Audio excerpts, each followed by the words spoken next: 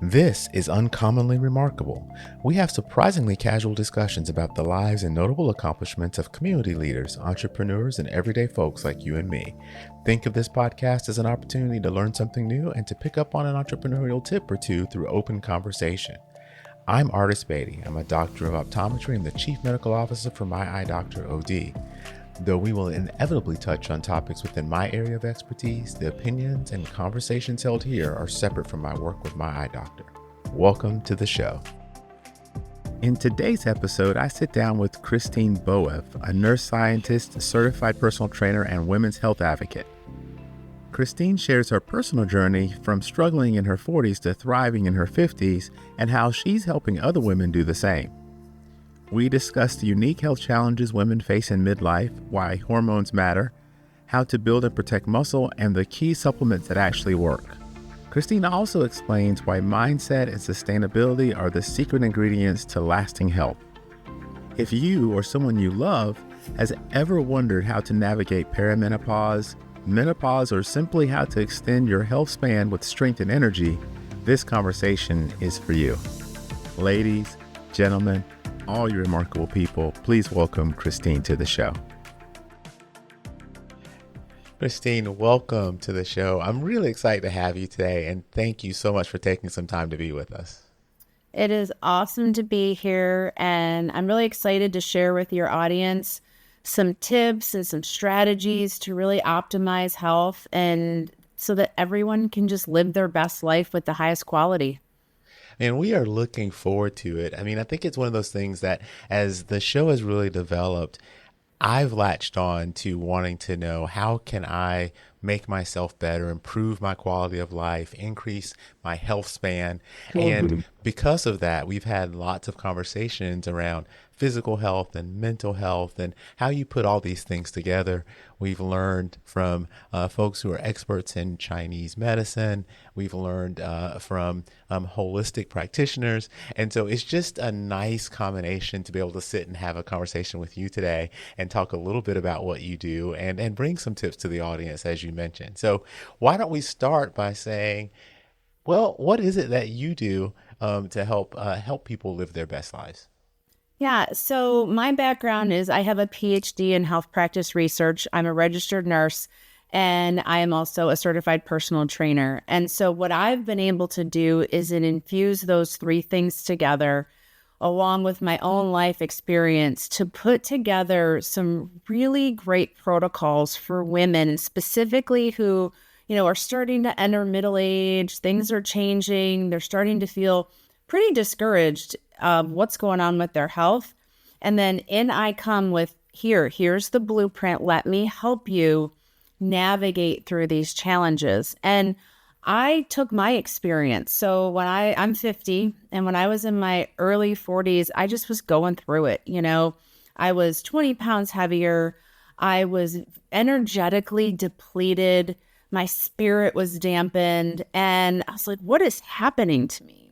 And so I took my background as a researcher, as a scientist, as a healthcare provider, and got to work and went through the research to understand, okay, what does a 41-year-old female need in terms of what should I eat? How should I move? How do I get my mind right?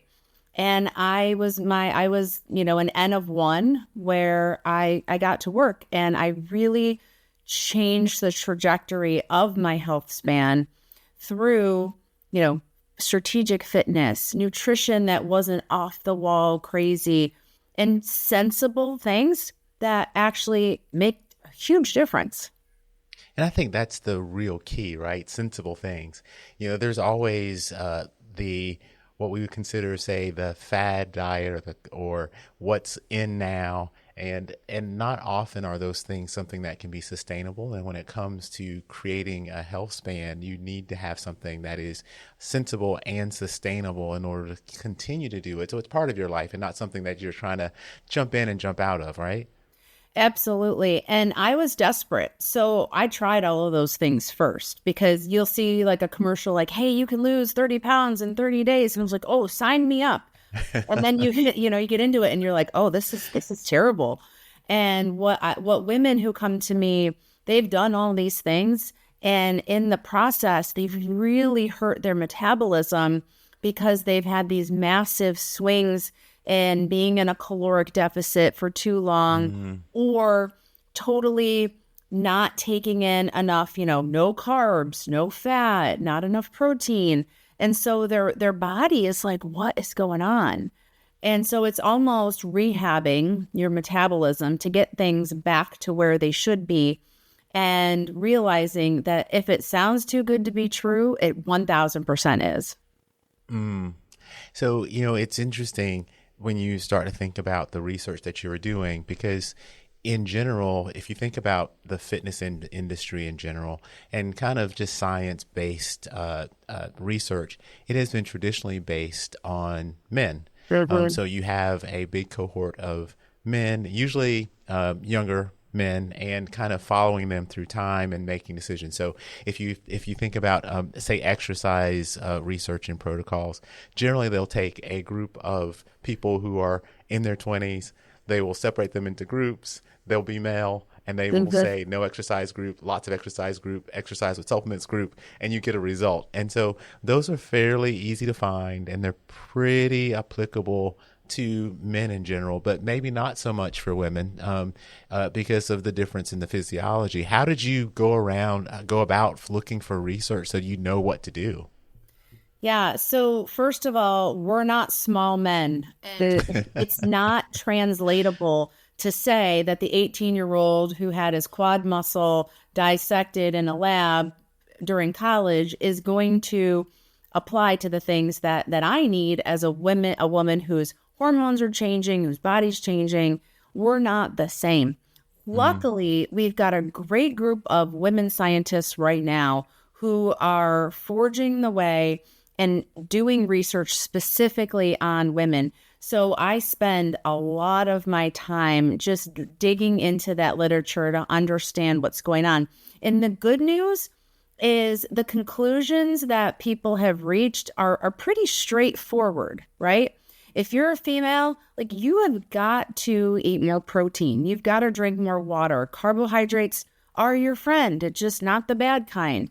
And so where we've landed as a body of literature on women's health and wellness is it's pretty straightforward and accepted that there is an answer, and it's not a fad, and it's not a cleanse or anything like that. It's through proper macronutrients that fuel your body. So when I work with somebody, it's very much about, your body is a beautiful sports car. How do we put the right fuel in it to make you run effectively, and stop looking at food as some sort of reward or something like this is bad or this is good? Like, no, this is fuel. It's all fuel. It's what kind of fuel do you need? Once you're able to figure that out, your body is going to respond. You're going to feel better. And when you eat stuff that like isn't in alignment with your fueling needs, your body gives you feedback. And it's like, yeah, that didn't feel so good. I don't, I've got aches, pains, blemishes. I don't like that. So our body is giving us signals every day. We just need to listen to them. That makes so much sense. For the audience, we have basically a 50-50 split, men and women. And so we've had some conversations around andropause and kind of explain what that is for the men. But you mentioned you going into your 40s, things were different. Can you talk to us a little bit about perimenopause and menopause and what they are and how they affect you? Because I think for the men listening, friends, family, significant others, other people in their lives, it's good for us to all understand what it is that women are dealing with so that we can talk about this. Yeah, such a great question.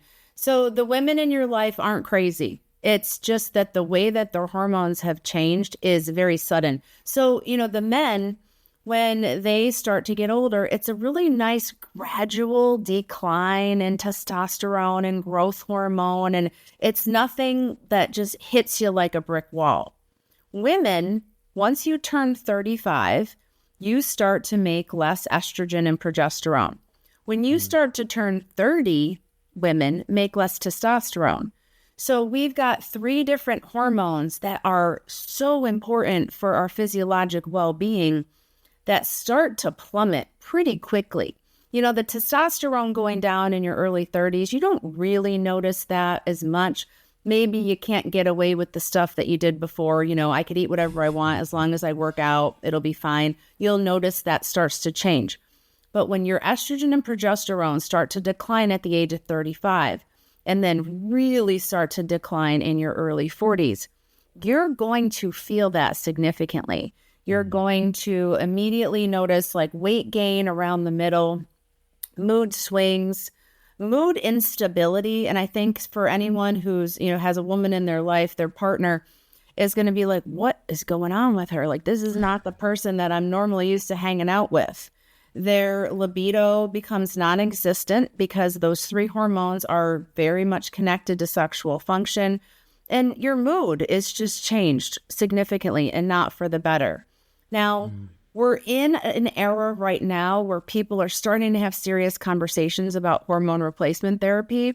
And it's about time, because the research is very clear that hormone replacement therapy is safe and effective, and it actually helps us live longer.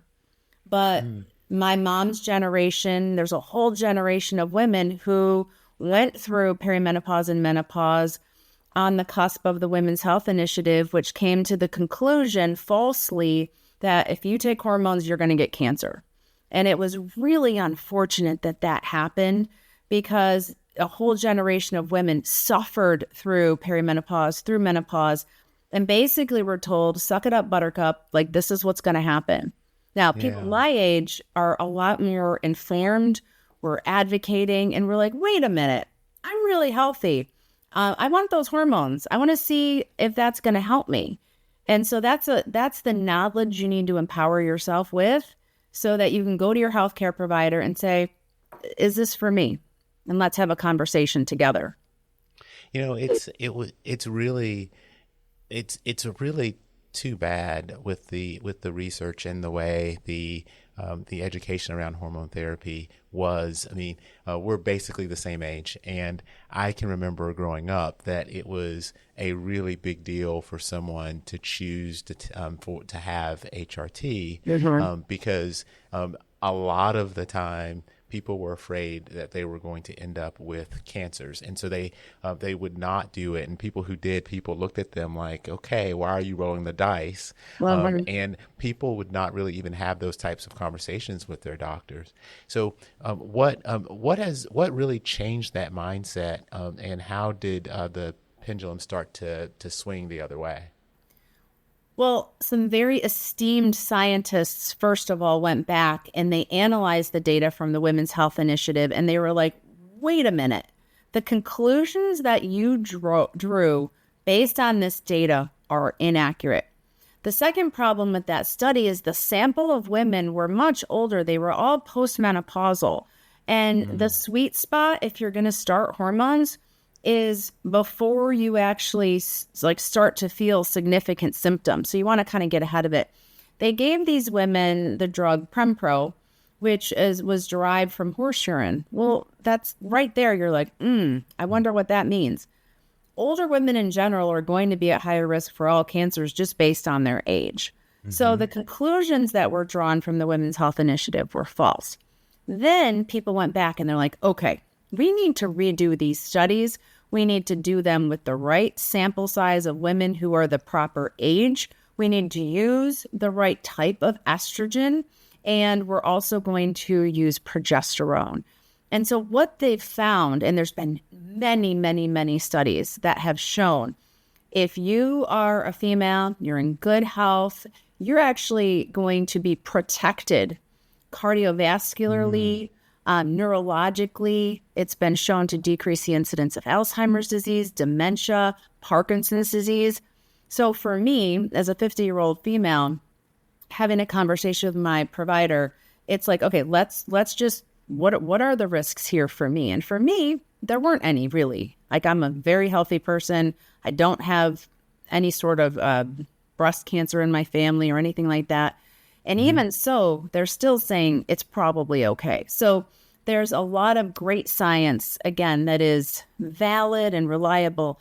And people need to do their homework. We've got all of this information available to us at our fingertips. You can ask ChatGPT to do a literature synthesis of the latest studies on hormone replacement, and it'll tell you, like, oh, this is actually probably something you want to talk about. At the very least, have a conversation.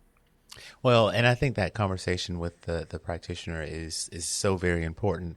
But there is a big difference between what norms would be, say on a panel. So if you're thinking about hormone replacement, there's all the blood work that goes along with that, so you understand what's happening. But there's a big difference between normal and optimal. And so, how do you start to have those types of conversations? Because I don't know that every practitioner is equipped to really start to understand the differences between those things, and so there's a lot of information out there that you can glean on your own, but at the end you're really trying to rely on the advice of a professional. So how do you think about that? The biggest predictor or indicator of getting your hormones in sync is symptoms. Because people come and they can't sleep. That's probably the worst one, is the sleep deprivation, the sleep disturbances, the night sweats, and all of the vasomotor things that are happening when you're going through perimenopause and menopause. And that's usually what's going to bring you to the table to even have the conversation in the first place. So you can look at lab values, and that's going to be one metric that's going to guide the conversation. But how are you feeling? Have the night sweats gotten better? Are you sleeping better? Oh, and let's talk about your brain fog. And are you still a psychopath when you weren't before? Those are all really important conversations to have. And so, as we're kind of thinking about this, then I'd like to imagine it as a journey. Right. And along the way, there are certain steps that you want to take along the journey in order to get to your best destination. Right. And so maybe you've decided, as you have, that you want to be able to keep your ability to do your handstand push-ups well into your hundreds. Right. Yep. And so that's the journey. And along the way, that's the destination. And along the way, you've got these steps. What are some of the things people should be thinking about as steps along their journey to get to their destination of having a very long health span? So the biggest predictor of excellent health span is the amount of muscle on your frame. This is critical because, as you know, as you get older, you are going to start to naturally lose muscle. It's called sarcopenia. And once you turn 40 in a decade, you can lose up to 10% of your muscle mass every 10 years. So that is something that you want to prevent as much as possible. And it's actually not that hard to do. What concerns me right now is the use of GLP-1s to lose weight, which I don't fault anybody for that. I totally get it. But you have to continue to strength train and make sure you're eating the right fuel so that you don't lose muscle. Because some of the studies that are coming out right now are that the significant amount of weight that's being lost is muscle. And that's a shame. You can tell people that are on it, right? They look like a candle that's melting, and you've got to keep muscle. So I have a lot of clients that are on GLPs, and they're doing awesome because they are doing their strength training, they're prioritizing their protein. But if you lose muscle, you're going to not protect your bones anymore. So the amount of muscle that you have on your frame will help prevent osteoporosis, which is when your bones start to dissolve, go away. We don't want that. As you get older, the biggest thing that's going to sabotage your health span is a fall with a fracture, right? So muscle is your longevity organ, and it's so important that we do everything we can to preserve and protect and build muscle. That is a fantastic point, because when people think in general, and I'm generalizing a lot here, but people think I'm going to control my weight, so I'm going to do a lot of cardio. right? Um, So it's high intensity stuff. It's I'm going to spend time on the treadmill. I'm going to stair climb. I'm going to run. I'm going to do these things. But if you do those things in absence of true weight training, you run the risk of losing muscle along with any fat that you do lose. And to your point, that puts you in a higher risk category because you're losing your muscle instead of maintaining or even building muscle while losing that fat that you're trying to lose. mhm. Absolutely. So a lot of women that come to me, they're like, I don't understand. I'm on the treadmill every day for an hour and I'm still 30 pounds heavier. And I want to be like, sister, stop. You are wasting so much precious time and energy because part of it too is you're constantly secreting cortisol when you're Mm, doing these elliptical sessions and you're like going and going because trust me, I did it all. Cortisol is your fat storage hormone. We want to keep that, at bay. We don't want these big cortisol spikes all day long. So go to the gym, do a little bit of a warm up, and then you get right over there to the free weights, the dumbbells, and you've got to start picking up the heavy stuff. And it's not just, you'll see people at the gym and they've got their 5-pound weights and they're doing this. And I'm just like, I don't know what you're doing. Like, you're not, women are like, I don't want to turn into a bodybuilder. You're not going to turn into a bodybuilder. That's ridiculous. But if you don't stress your muscles out, cause a little mm-hmm. bit of hypertrophy, they're not really going to change. So it's this getting over this misconception that cardio is king, because it's not, and that if they lift heavy, they're going to turn into a big, bulky bodybuilder, which is insane. Because if you've ever talked to a bodybuilder, it was really hard to get there. Like that's just Yeah. doesn't happen on its own. And I think that's an amazing statement because you hear that all the time Mhm. with from women and they'll say I would go and lift weights but I don't want to get bulky. But your point is if you don't lift weights and lift heavy so that you have something for those muscles to push against, then maintaining the muscle and building muscle would be impossible. But to go along with that comes protein intake, right? Because that's Mhm. got to be part of what drives muscle growth and muscle maintenance. Absolutely. And what I find most commonly is when I start working with somebody, I'll say, okay, let's start logging. Show me like what a normal day, what a normal fueling looks like for you nutritionally. And their protein intake is abysmal. Mm, So, excuse me, it's very much about explaining how do I hit my protein goal? How do I prioritize protein? Where do I get it from? What are good protein sources? Then, as with everything else, it's dispelling the myths, right? What do you mean I need to have 150 grams of protein? That can't possibly be healthy. I'm going to go into renal failure. And you hear all these things. And I'm just like, where do you get your information from? Like, this macronutrient is your best friend. You're nowhere near close to what you need. And the research now is actually saying we probably need more as women mm. going through menopause and perimenopause. So we better figure out quickly how to get it into our fueling plan. Otherwise, we're not going to be able to build more muscle. And the other thing I wanted to mention about muscle mass is muscle is what keeps you metabolically active. So your BMR, your basal metabolic rate, that's how many calories we burn just existing, right? That is directly correlated to how much muscle mass you have on your frame. So if you put more muscle on your frame, guess what? You're going to burn more calories at rest. Doesn't that make complete sense to anybody who wants to change their body composition? I get people, they don't always need to lose weight, but they're skinny fat.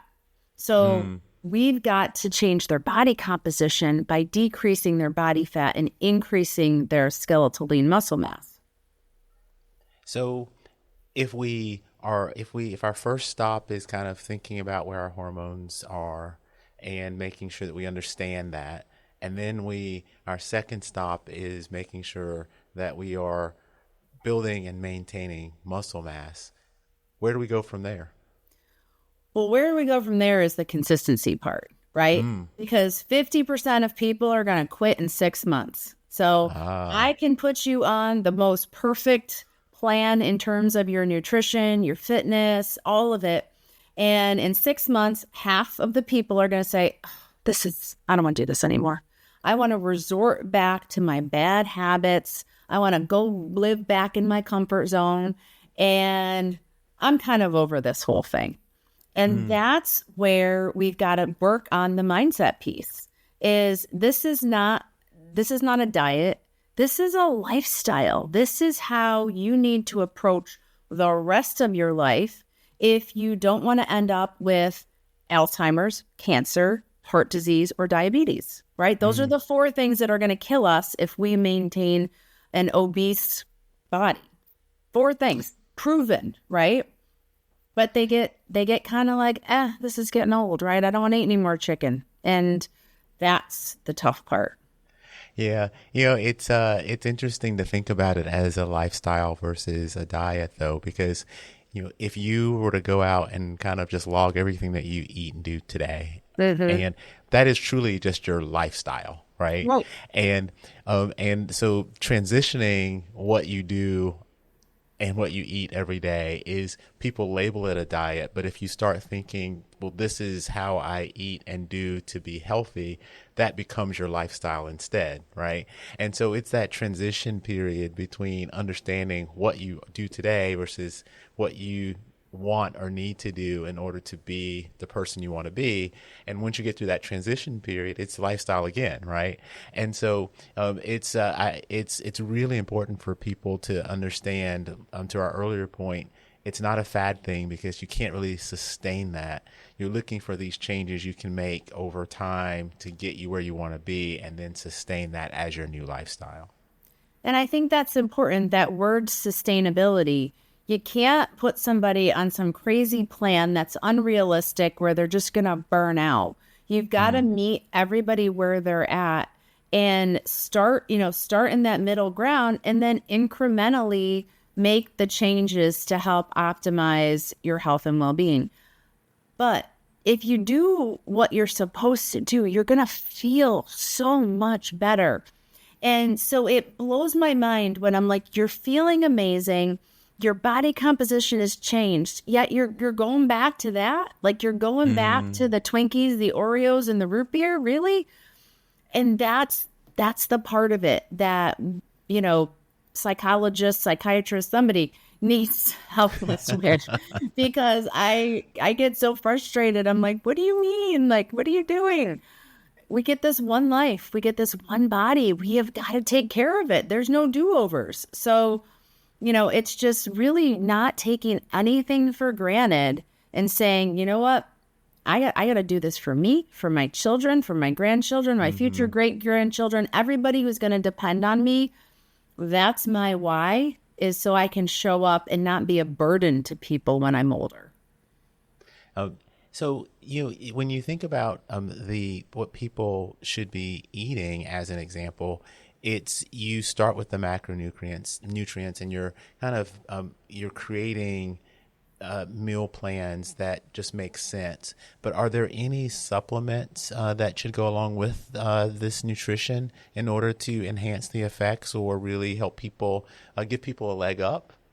Absolutely. So, you've got to start with your whole foods. You've got to start with nutrition, but supplementation is really important. So, I have my three kind of critical supplements that I encourage all of my clients to take.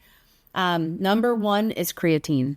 Creatine Mm. is such an important supplement. And for so long, women were like, I should take creatine. Like, I thought that was for, the bodybuilders and the gym, the dudes.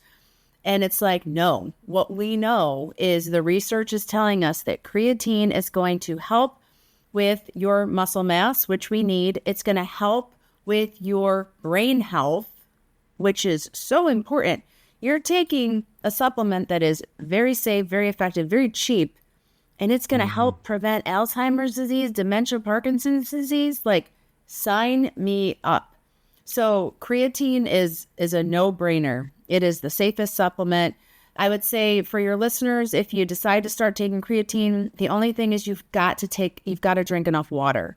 You cannot be somebody who doesn't drink a lot of water and then add creatine, because that can be stressful for your kidneys. So drink a lot of water, add your creatine, and it's going to change your life. The Yeah. second supplement is collagen protein, which is excellent for your joints, your cartilage, your tendons, your skin, your hair, your nails. To me, I take collagen every day. One scoop is 15 grams of protein. I usually do 2 over the course of a day. That's 30 grams towards my total protein goal. Again, no brainer. It's going to help. And then the last one is whey protein. I do 1 scoop of whey protein after my strength workouts. And again, when you work out, you lift weights, you're causing these like tiny little micro tears in your muscles. What I tell people is you take your protein after your workout, and it's the glue that kind of puts everything back together. So I tell my clients, your workout's not done until your post-workout protein is in your body. Then you can tell me that you're done with your workout. So there are 3. There's a ton out there, but those would be my top 3 that are not that expensive, very, very safe, very effective. Yeah, the point you bring about creatine is one that is very important, and it's really top of mind these days, because there's a lot of research happening around brain function and creatine, and how the dosing matters, but it can make a difference in long-term brain health when you're thinking about a supplement that also can have an effect on muscle tissue. And so, for listeners who are thinking about creatine, can you talk a little bit about how it works with intracellular fluid, and how that and why that water is very important, but also about the dosing for women versus men, because I've seen a lot of research on the men's side that says, hey, for exercise, 5 grams is great, but you got to be 10 or more if you're thinking about the brain health function. So just curious if that's different in the research for women. So creatine is as a normal nutrient. If you eat a steak, right, you eat creatine. So, but we don't get enough of it. And basically what it does is it helps to push water in the cells. So your ability to make ATP, which is the energy of your cell, is more optimized. It's a, layman's term. So a couple things about creatine. Number 1 is you've got to take it every day. And it takes about 2 weeks to really get into the muscles and saturate and get full effect. Now, sometimes I'll hear people say, oh, I feel bloated. I gained 2 pounds of water weight or whatever. That's okay. It's going to go away. Like, don't freak out. And we can talk about the scale later, but stay off the scale. So for women, what I recommend is 2.5 grams a day to start, and just see how you feel. Sometimes it gives people a little bit of stomach discomfort. Sometimes people feel really, really bloated, but 2.5 is a good starting point, and then you can work your way up. I do 5 grams a day every day. I've been doing it for years, and that works really well for me. Back in the day, they recommended this whole loading phase and 20 grams a day. You don't need to do that anymore. They found that that's not necessary. It's very safe and very effective.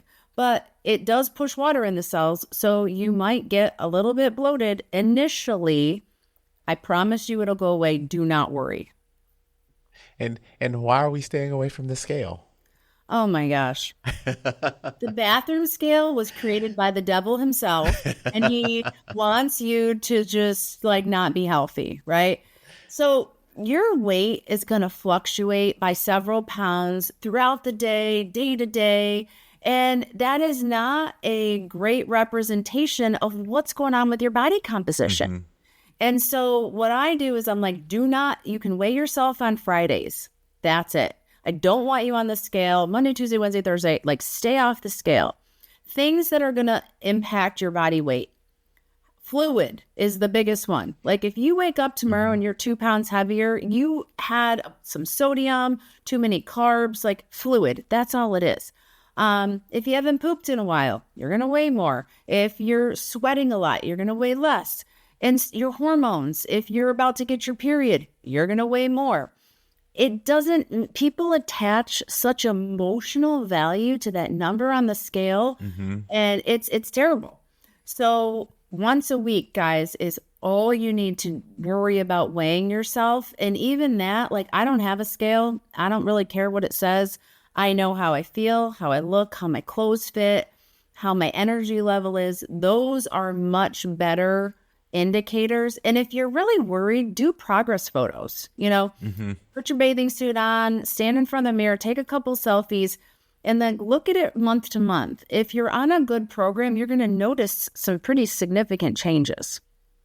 I am so on board with staying away from the scale and with progress photos. I think you know more about how things feel and how things fit than the scale is going to tell you. And I have personally fallen into the trap of, oh, let me weigh myself every day. And those short-term fluctuations just happen from day to day. You're not going to really see if you're thinking, oh, I'm going to lose pounds. You're not going to see that on a day-to-day thing. It's going to happen at the end of a week or maybe even longer, right? The trick for taking the progress photos though is using the video camera, because you can sit the phone down, turn on the video, and then you can just screenshot your photos, and then you've got them, right? It makes it really easy to take your selfies, but I think that that's a really good way to monitor progress, and you can see how far you've gone even when the scale doesn't change. And it helps people. I think it makes things more sustainable, because then you really do know that I am making progress and I'm headed towards my target. Yeah, absolutely. And then, if your goal is changing body composition, the bathroom scale is not the Good right point. measurement for body composition. So there are ways to measure. In our clinic, we have an in-body scanner, which is good, but it's not great. An in-body scanner is a whole body analysis of fat, muscle, bone, fluid. And it's a good tool, but it's not always, 100%. If you really want to know how much body fat and bone density you're dealing with, you'll need a DEXA scan, which is something that you can get from your provider, but that's the gold standard. And really, if you're a female going through menopause, you probably should get a DEXA scan to make sure that your bones are strong. You don't have any sort of osteopenia, which is weakening of the bones, or osteoporosis. And know, okay, here's my body fat, right? Here's my percentage, and where you're going with that. I see people, they come to me and they're at 50% body fat. That is significantly unhealthy. And so it's not about vanity, it's about life and death. And if you're at 50% body fat, we've got some work to do. So where else, or are there any other steps along the journey people should be thinking about as they're kind of wrapping their brains around the conversation that we've been having today? I think the big thing is you're playing the long game, right? So when you're ready to get on a plan, find the right person, find somebody who's a good fit for you, somebody you jive with, somebody you can, really relate to. I think that's important. But just know that you're playing the long game here. And, your nutrition has got to be dialed in. So stop going out to dinner so much. Like, really change the way that you're fueling your body, because that's going to be a bigger part of it, right? Nutrition is a lot bigger than exercise when you put them side by side. You can't out exercise a bad diet. That's so true. Yeah. And so figure out what your fueling is going to look like. Figure out, how to meal prep, go to Costco, buy a bunch of protein, and just use your resources and be smart. Nobody has time to spend 6 hours in the kitchen meal prepping every week. Like, you got to make it easy and simple and automated. And then you got to change your life. You got to start getting up earlier so that you have more time, so that you're not being reactive, but you're in the driver's seat of your life. I like to work out in the morning. It sets the tone for the rest of my day. I don't mind getting up when the sun comes up. Feels good. It feels like, I'm up, nobody else is. Like, I've got a leg up It's of the every, best. right? It's hard though, right? To get up that early. Like, it's not easy. You just want to snuggle back in bed, but it's get up, it's time. It's time. And And then then, the excuse is gone, right? Because you've gotten up, you've done it, and no yeah. matter what else happens during the day, you've done it. So, And then rally your people, your family, your friends, your community. It's hard mm, to do it by yourself. So grab a friend, like get an accountability person. And that way you're like, well, I gotta go because I don't want to let Sherry down. And it's right. law is gonna help as well. Tell people what you're trying to do so they don't try to, bully you into something. And the last thing, because we haven't talked about alcohol. Mm, Alcohol's not your friend. It's never going to be your friend. And if you're serious about changing your body composition, you probably want to break up with alcohol. There is zero upsides to alcohol. People are like, oh, there's some studies about heart health. That's nonsense. Like, you'd have to drink like 12 gallons of red wine to see any of it. So break up with alcohol, break up with the junk food. They're not your friends and they never will be. yeah. So if people are like, man, this sounds like me, I need to do something, how do they get in contact with you? Yeah. So my website is called mastermenopause.com. And I'm also on Instagram. I'm on all socials, but it's Dr. Christine Boev. And just shoot me a message. We can hop on a call just like this and figure out if we're a good fit for each other. That's awesome. I'll make sure I link that in the description for the episode. So if people are driving and doing other things, they can go back and click on it, make sure that they Yeah. get it. This has been phenomenal. I feel like I've learned lots of new information, and I better understand what it is that women are dealing with, and it really does correspond very nicely with what men deal with, but it's a little Hmm. different, right? And so it's neat to kind of understand the differences there, and that there is actual clinical research that people can be pointed to that tells them a little bit more about how they should address things. And I love the work that you're doing. I think it's extremely important, and I think that people are really should just reach out if they have any questions, because you seem so approachable. And after I've spent some time kind of looking around your website and learning some things myself, I'm going to point people your way for sure. Oh, I appreciate that. Yeah. My goal is to help as many women as possible just look and feel their best. So if that's you, just, yeah, shoot me a message. Well, thank you for spending some time with me. You are welcome. If you've made it this far, then I have to thank you for your time. I hope you've learned something new and enjoyed listening to the discussion as much as I enjoyed having it. I'd love to hear from you about the show, because we're working really hard to bring you great content, and the feedback really helps us get better. If you like what you've heard or watched, for those of you who are streaming out on YouTube, then take a split second to give us a thumbs up or a like. It really helps other people like you find the show too. And no one likes to miss out on the good stuff, so go ahead and subscribe and hit the notification bell so you don't have to wonder when or if there's a new episode. And until next time, stay remarkable.